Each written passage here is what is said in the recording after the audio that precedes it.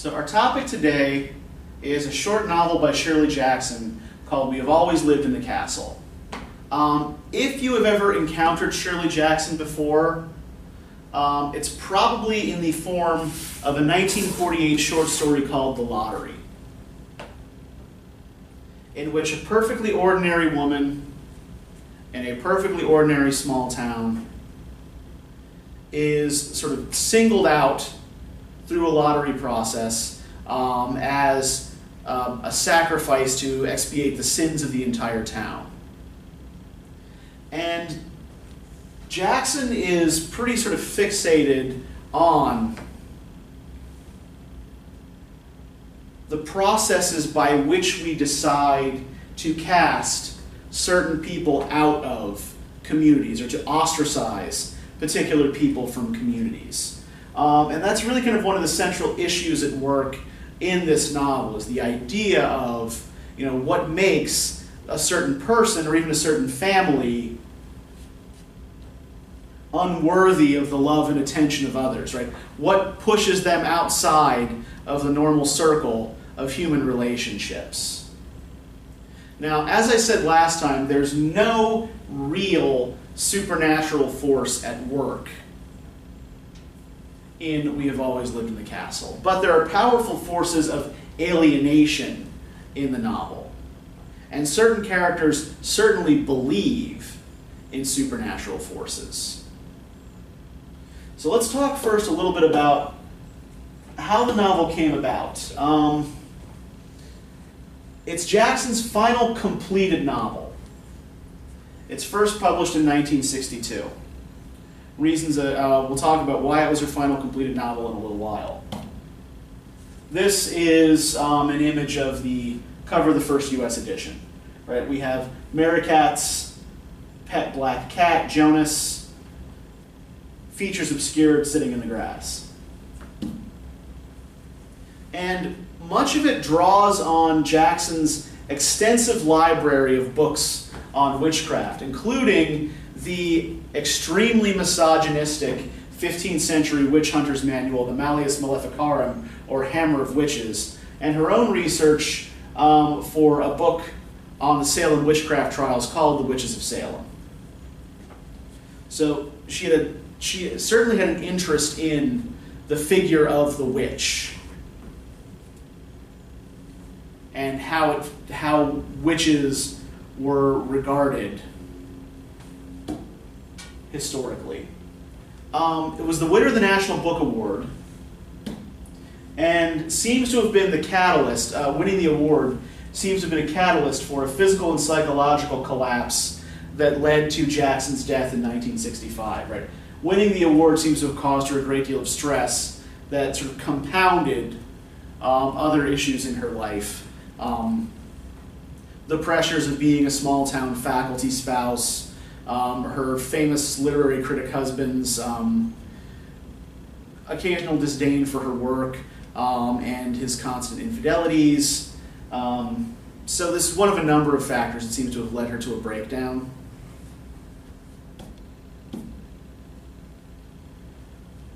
But the main subject of the novel itself, I would argue, is the process called abjection, which we've talked about a little bit before, but let's review the concept again, just briefly. So abjection is a term from Freudian psychoanalysis. Its definition, I think, is most clearly articulated by Julia Kristeva in a 1980 book called The Powers of Horror. Now, abjection, in Kristeva's definition, refers to a threat to our ability to distinguish between what is self and what is other. And often, this comes from our reaction to seeing something that is recognizable as having been cast off, or like once human, right? Something that is similar to a human body, or that are parts of what would have once been a whole human body. So, anything sort of as large as a corpse, right? Oh God, that used to be a person. to things like excrement or hair and nail clippings, right? Things that were once part of a human body but now are not, and thus excite us with, or fill us with disgust. Like a corpse that still has hair here and clothes, right?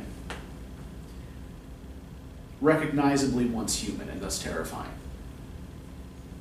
Other, but not so other that we don't recognize it. Now let's talk a little bit about the family at the center of the narrative here, the Blackwoods.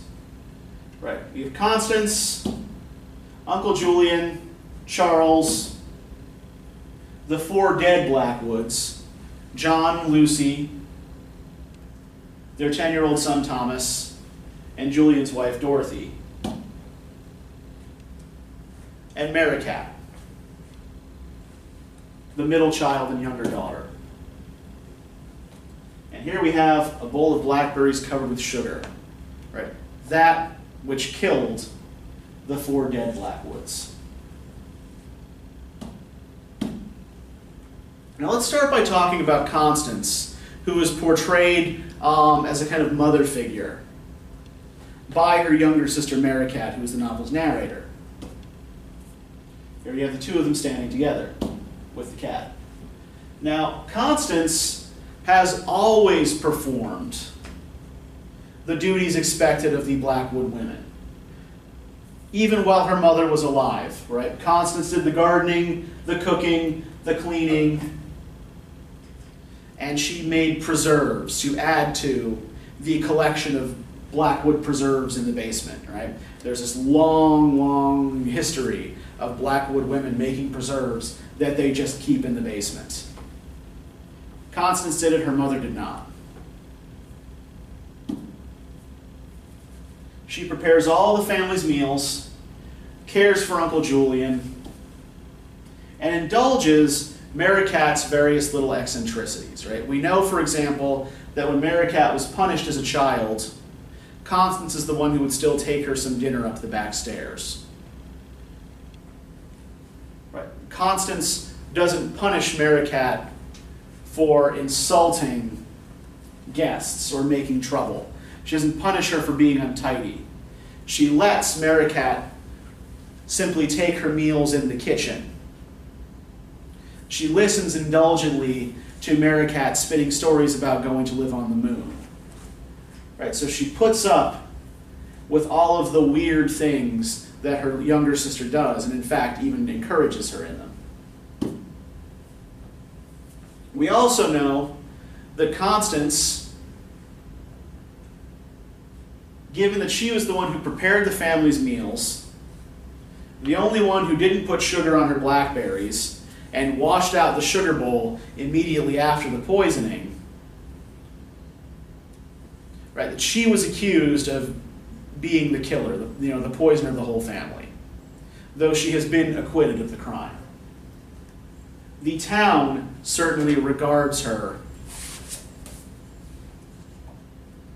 as the poisoner, as the murderer, right? If we look on page 16, the town's children have this little rhyme that they circulate about the Blackwood sisters.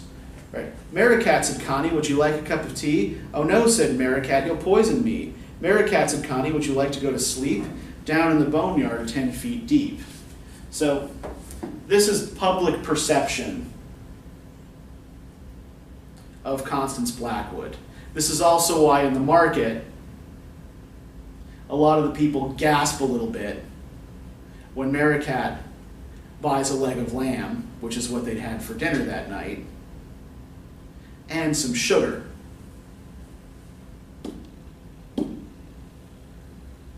Now, Uncle Julian is the only member of the family to have ingested the poison and survived. Right? He's an old man in a wheelchair, and his recollection of events is both very clear and also addled on a number of points, right? So he is engaged in trying to piece together everything that happened so that he can write a memoir of the case. Right? This is his project. In some ways, he's sort of like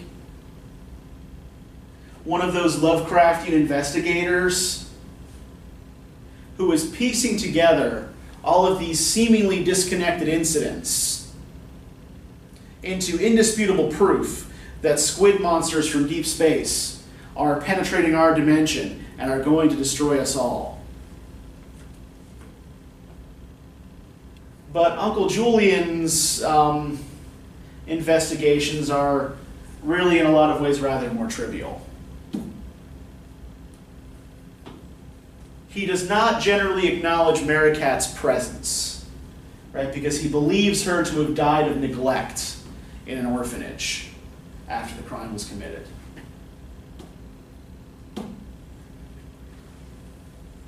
Now, I call Charles the Revenant for a few reasons here, right? A revenant is essentially any kind of ghost or spirit that returns to haunt those who loved it in life, those who wronged it in life, the places it was connected to in life, right? So essentially, it's any kind of returned spirit. Most folkloric versions of the vampire are revenants, for example.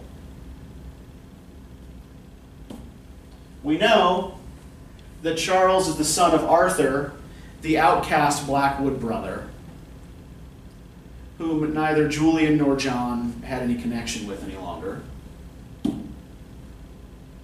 And we know that he bears a strong physical resemblance to John Blackwood. Right? Merricat notes how similar Charles's facial features are to her father's. Not only that, he moves into John's old room and begins appropriating John's clothes and personal effects.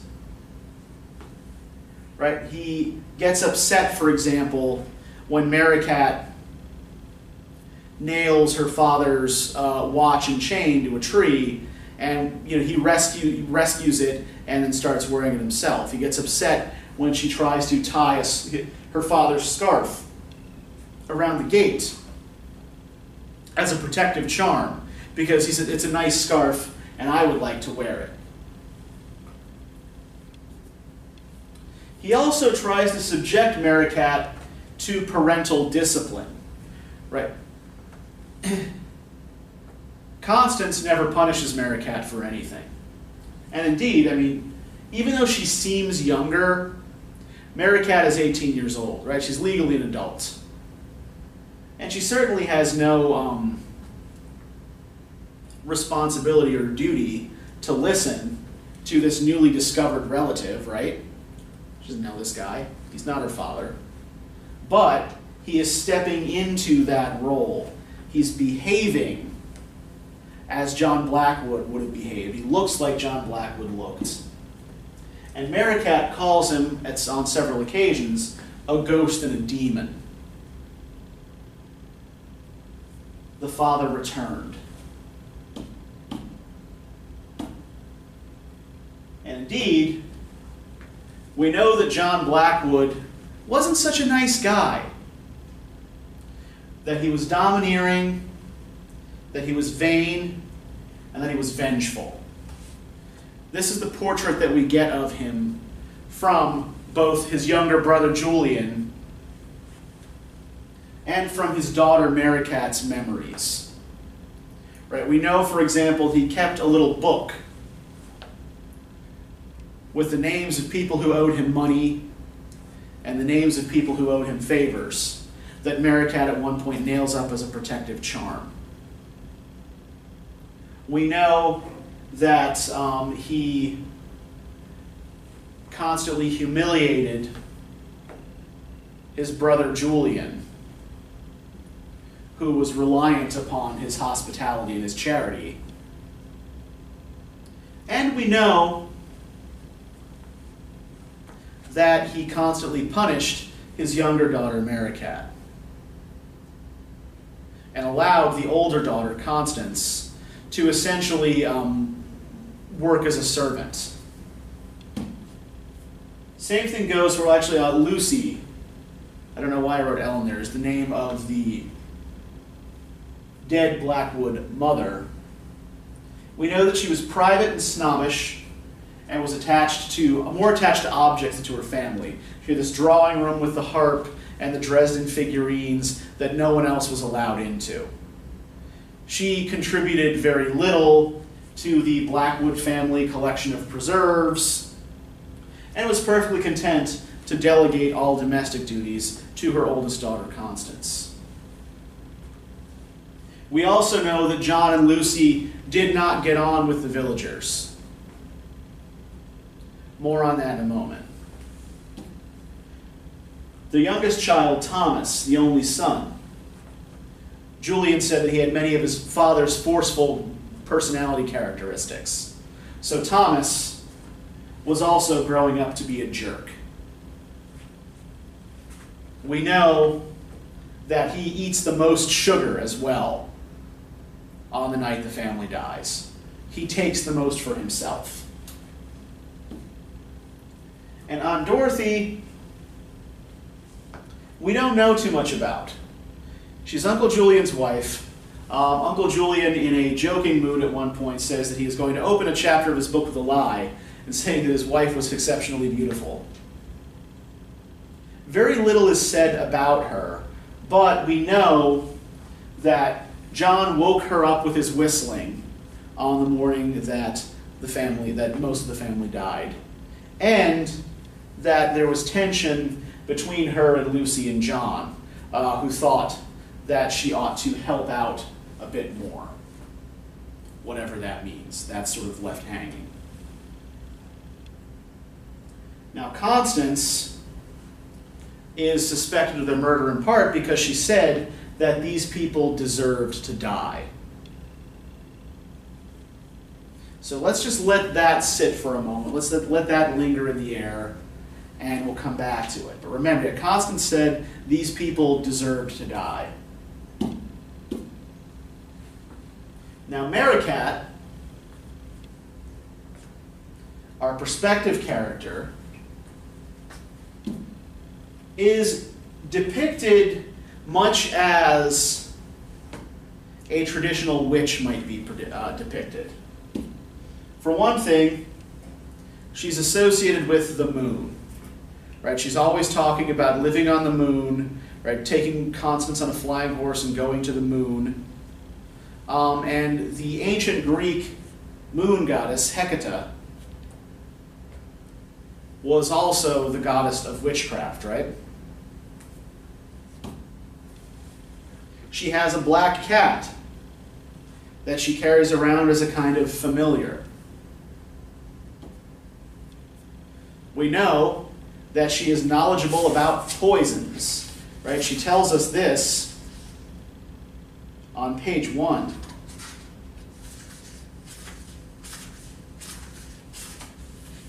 My name is Mary Catherine Blackwood. I am 18 years old, and I live with my sister Constance. I have often thought with any luck at all I could have been a werewolf, because the two middle fingers on both my hands are the same length, but I've had to content myself with what I had. I dislike washing myself, and dogs, and noise. I like my sister Constance, and Richard Plantagenet, and Amanita phalloides, the death-cap mushroom. Everyone else in my family is dead. Now, again, going back to ancient Greece, right, witches are often noted for their facility with poisons. Right? The sorceress Medea in Greek mythology is known as a poisoner, for example. She also creates protective spells using random words and family objects. She nails that book of her fathers to the tree. Right? She buries various objects that she thinks are supposed to then bring luck or bring particular sorts of effects. She ties the scarf around the gate to keep Charles out. And she also subjects herself to a strange set of taboos. Right? She won't eat while observed by others.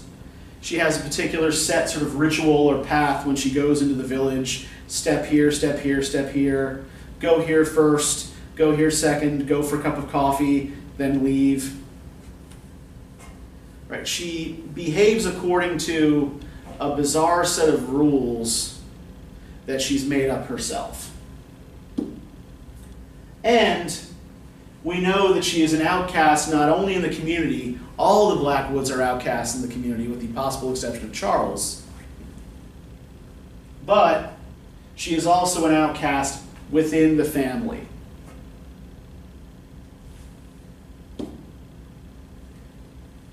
Not in her imagination. We see her sort of imagined ideal family relationship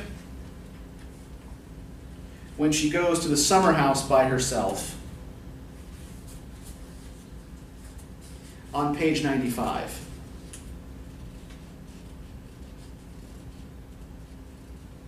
Inside was all wet and dark.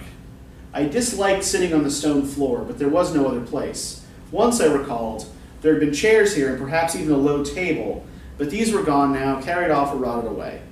I sat on the floor and placed all of them correctly in my mind, in the circle around the dining room table. Our father sat at the head. Our mother sat at the foot. Uncle Julian sat on one hand of our mother, and our brother Thomas on the other. Beside our family sat our Aunt Dorothy and Constance.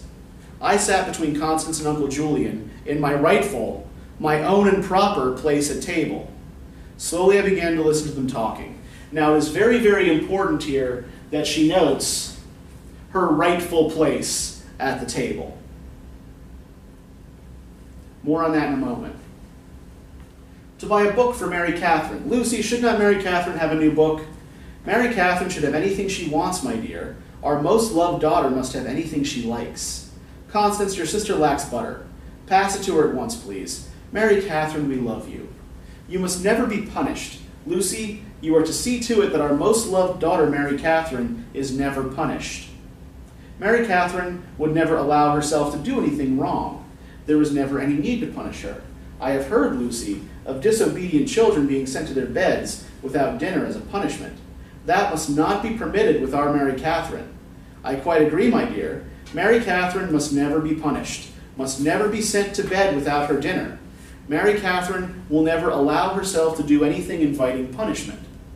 Our beloved, our dearest Mary Catherine must be guarded and cherished. Thomas, give your sister your dinner. She would like more to eat. Dorothy, Julian, rise when our beloved daughter rises. Bow all your heads to our adored Mary Catherine. So she imagines a family situation in which she is at the center. She is the center of everyone's attention. She gets the best of everything. Her greedy little brother Thomas has to give her all of his food. And her parents talk about how she must never be punished because she would never do anything wrong. Our most loved daughter, Mary Catherine, must never be punished.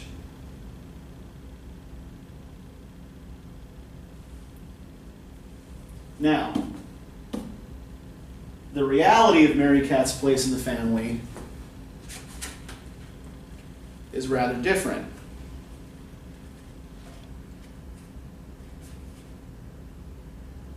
If we look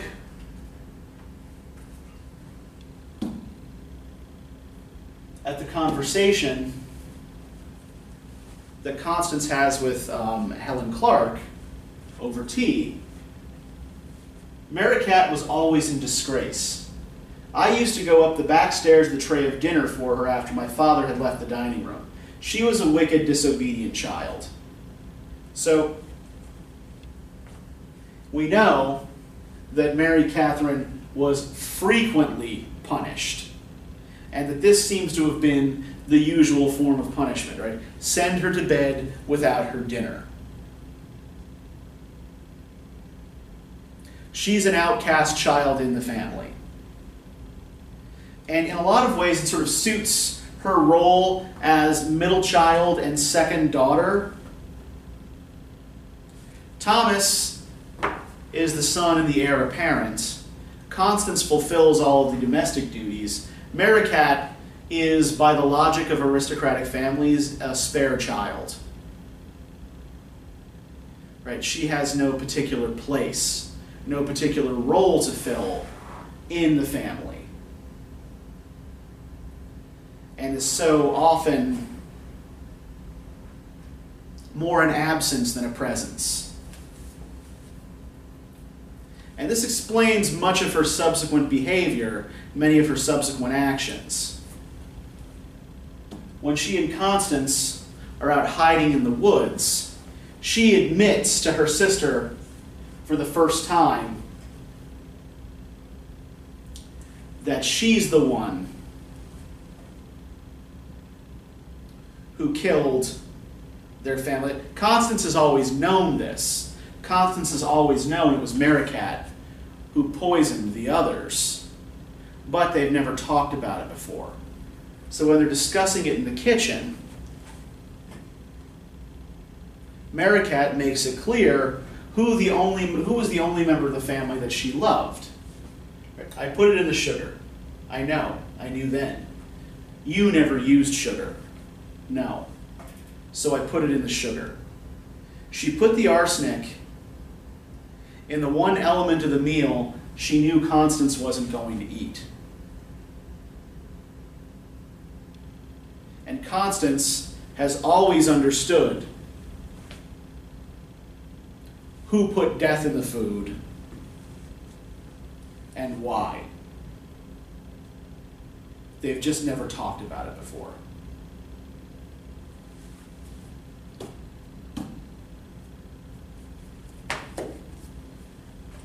Now, to get some sense of why Constance would say something like, "Those people deserve to die," and how it might actually help us to think a little bit about how the Blackwoods interacted with the community. So before the fire, we know that the Blackwoods are regarded as different from the other rich families in town. If we look on page 4, I was always puzzled that the people of the village, living in their dirty little houses on the main highway or out on Creek Road, smiled and nodded and waved when the Clarks and the Carringtons drove by. If Helen Clark came into Elbert's grocery to pick up a can of tomato sauce or a pound of coffee her cook had forgotten, everyone told her good morning and said the weather was better today. The Clarks' house is newer but no finer than the Blackwood house. Our father brought home the first piano ever seen in the village. The Carringtons own the paper mill, but the Blackwoods own all the land between the highway and the river. The Shepherds of Old Mountain gave the village its town hall, which is white and peaked and set in a green lawn with a cannon in front. There was some talk once of putting in zoning laws in the village and tearing down the shacks on Creek Road and building up the whole village to match the town hall, but no one ever lifted a finger. Maybe they thought the Blackwoods might take to attending town meetings if they did. The villagers get their hunting and fishing licenses in the town hall, and once a year the Clarks and the Carringtons and the Shepherds attend the town meeting and solemnly vote to get the Harler junkyard off Main Street and take away the benches in front of the general store, and each year the villagers gleefully outvote them. Past the town hall, burned to the left, is Blackwood Road, which is the way home. Blackwood Road goes in a great circle around the Blackwood land, and along every inch of Blackwood Road is a wire fence built by our father. Not far past the town hall is the big black rock which marks the entrance to the path, where I unlock the gate and lock it behind me and go through the woods and am home. The people of the village have always hated us. So, the difference between the Blackwoods and the Clarks, the Carringtons, and the Shepherds is that the Blackwoods, one, do not participate in the life of the community at all, right? The Clarks, the Carringtons, the Shepherds may be at odds with the villagers over various, sort of political issues, but they still go to the town meetings, right? The Clarks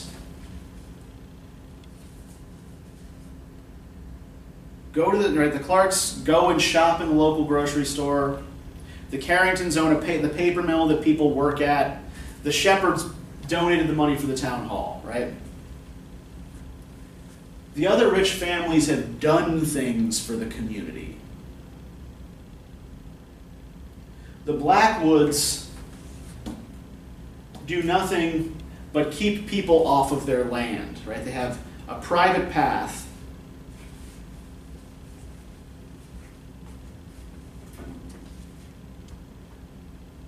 from which the villagers are barred from using. We look on page 18. I had to put down the shopping bag to open the lock on the gate. It was a simple padlock, and any child could have broken it. But on the gate was a sign saying, "Private, no trespassing." And no one could go past that. Our father had put up the signs, and the gates and the locks when he closed off the path. Before, everyone used the path as a shortcut from the village to the highway Four Corners, where the bus stopped. It saved them perhaps a quarter of a mile to use our path and walk past our front door. Our mother disliked the sight of anyone who wanted to walking past our front door, and when our father brought her to live in the Blackwood house, one of the first things he had to do was close off the path and fence in the entire Blackwood property from the highway to the creek. There was another gate at the other end of the path, although I rarely went that way, and that gate too had a padlock and a sign saying, "Private, no trespassing." The highway's built for common people, our mother said, and my front door is private. So the Blackwoods' primary relationship with the villagers has been keeping the villagers off their damn land, right? They have always dealt with the villagers through a fence. They've made the villagers' lives more inconvenient by refusing to let them walk on their property. Right. Mrs. Blackwood refers to the villagers as common. Mr. Blackwood calls them trash.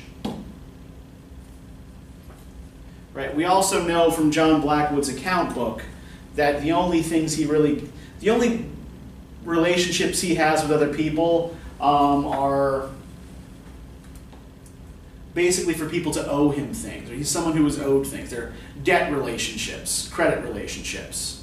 This person owes me money, this person owes me a favor. This person owes me money, this person owes me a favor, so on and so forth. Now, interestingly, after the fire, things change a bit, right? The sisters survive the traditional punishments for witches, burning and stoning,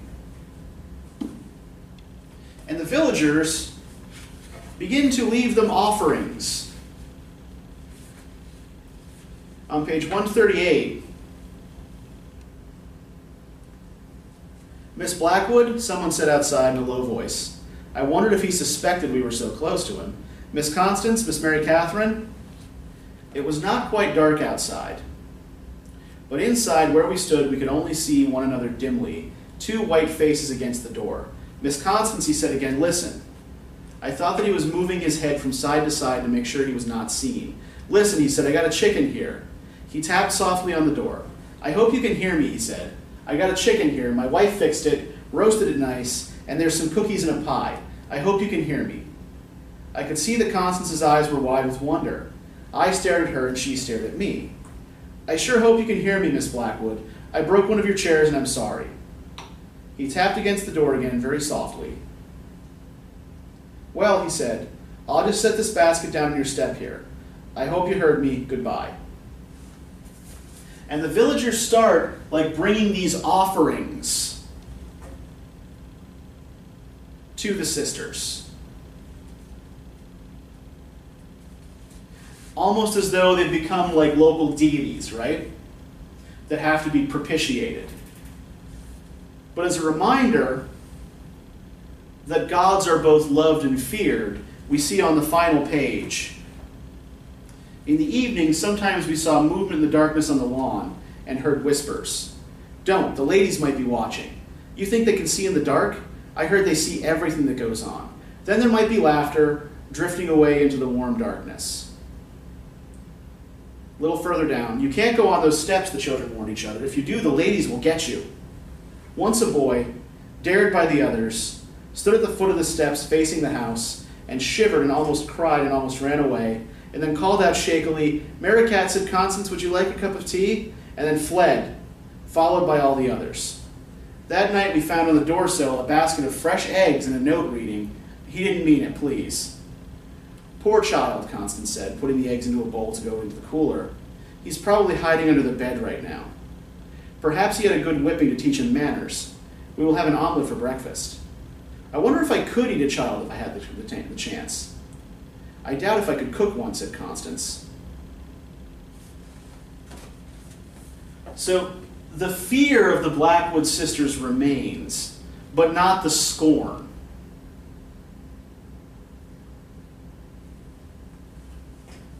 Once the villagers have destroyed their house,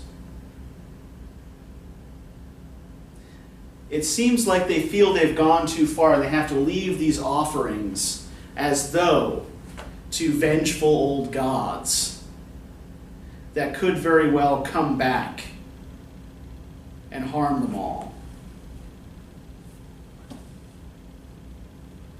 And we saw as well, the children remain absolutely terrified of the two sisters. And it becomes a sort of dare-ya game to taunt them.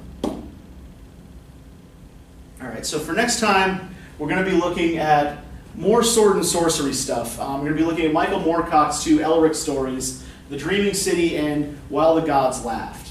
So, one thing I want you to think about as regards Elric as a character. How well does he seem to fit in with any communities with which he interacts, right?